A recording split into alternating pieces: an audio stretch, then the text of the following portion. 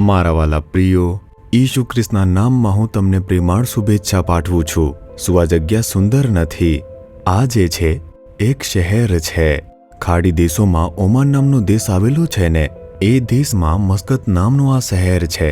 હું તેના દરિયા કિનારે ઊભો છું. આ તરફ અરબી સમુદ્ર અને બીજી બાજુ સુંદર પર્વતમાળાઓ છે અને તે બંનેની મધ્યમાં આ શહેર ખૂબ જ સુંદર રીતે સ્થિત છે.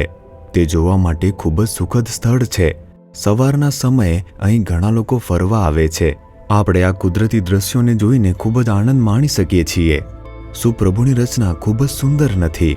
આપણે દરિયો પણ જોતા જ રહી જઈએ, એટલું સુંદર છે. આપણે લાંબા સમય સુધી તરંગોને જોતા રહી શકીએ છીએ અને તે પણ આ દરિયા કિનારે આપણે ઘણી સુંદર વસ્તુઓ જોઈ શકીએ છીએ. સારું, આ દિવસે પ્રભુ મને શું કહેવા માંગે છે, શું તમે એમ વિચારી રહ્યા છો? બાઇબલમાં જુઓ, જકારિયા તેના 2 અધ્યાયના 8મા વચનમાં, જે તમને અડકે છે તે ઈશ્વરની આંખની કીકીને અડકે છે. એટલે કે પ્રભુ કહે છે, જે તમને સ્પર્શ કરે છે તે મારી આંખની કીકીને સ્પર્શે છે. શું આપણે આપણી આંખોની કીકીને સ્પર્શ કરી શકીએ? તે બંધ થઈ જશે. આપણી પા પણ તે રક્ષણ કરે છે, તેથી આપણે તેને કદી સ્પર્શ કરી શકતા જ નથી. તમારી પા પણ બંધ થઈ જશે. તેવી જ રીતે પ્રભુ આપણું રક્ષણ કરે છે. તમે જ્યાં પણ રહો છો, નોકરી પર છો, અભ્યાસમાં છો કે પ્રભુની સેવા કરો છો, દુષ્ટ વસ્તુઓ, દુષ્ટ અને ઈર્ષા કરનારા લોકો અસ્તિત્વમાં હોય છે, પરંતુ કોઈ તમને સ્પર્શશે નહીં. શેતાન તમને છુપાઈને નષ્ટ કરવા માટે ઘણી વસ્તુઓનો પ્રયાસ કરે છે. મેલી વિદ્યા, તંત્ર મંત્ર, દુષ્ટ વસ્તુ, તે કંઈ પણ વસ્તુ હોઈ શકે છે. તે તમને સ્પર્શ અથવા નુકસાન પહોંચાડી શકશે નહીં, કારણ કે પ્રભુ તે તેમની આંખની કીકીની જેમ તમારું રક્ષણ કરી રહ્યા છે. જે તમને સ્પર્શ કરે છે તેમની આંખની કીકીને સ્પર્શે છે. તેથી તમે પ્રભુની આંખની કીકી છો. શું તે મોટો લહાવો નથી? એકવાર મેં એક મેગેઝિનમાં એક સમાચાર જોયા હતા. તેમાં એક ચોક્કસ દેશની અંદર જે પ્રાણી સંગ્રહાલય હોય છે, તે જેમાં પ્રાણીઓને રાખવામાં આવે છે, જે ઝૂ હોય છે, તે પ્રાણી સંગ્રહાલયમાં એક રીંછ હોય છે.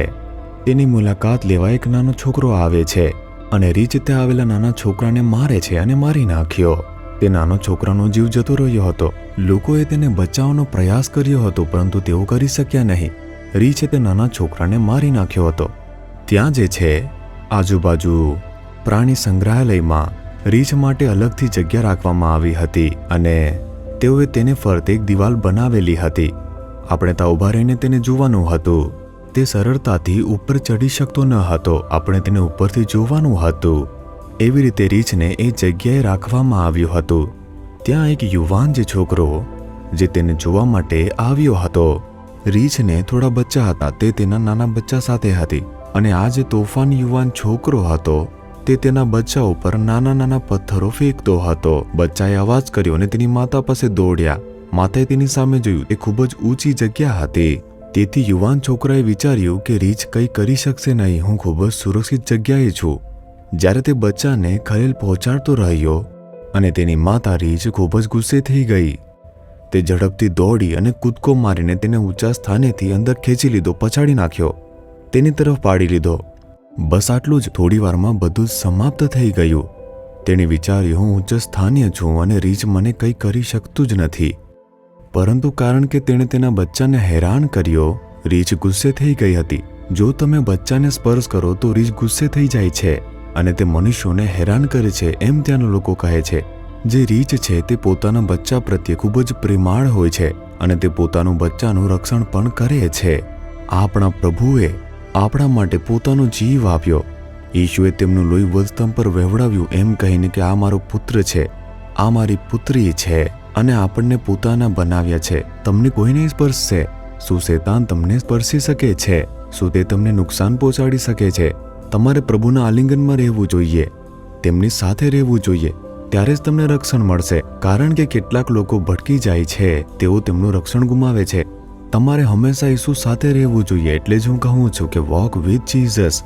ઈસુ સાથે ચાલો. જ્યારે તમે નોકરી પર છો, જ્યારે અભ્યાસ કરો છો, જ્યાં પણ જાઓ છો, ઈસુ સાથે ચાલો. વિશ્વાસ સાથે જાઓ અને તેમની સ્તુતિ કરતા રહો. જો તે હંમેશા સાથે હોય, તમને કોઈ પણ સ્પર્શી શકશે નહીં. તમને સ્પર્શ કરનાર પ્રભુની આંખની કીકીને સ્પર્શે છે. પ્રભુ તે હદ સુધી આપણું રક્ષણ કરતા હોય છે.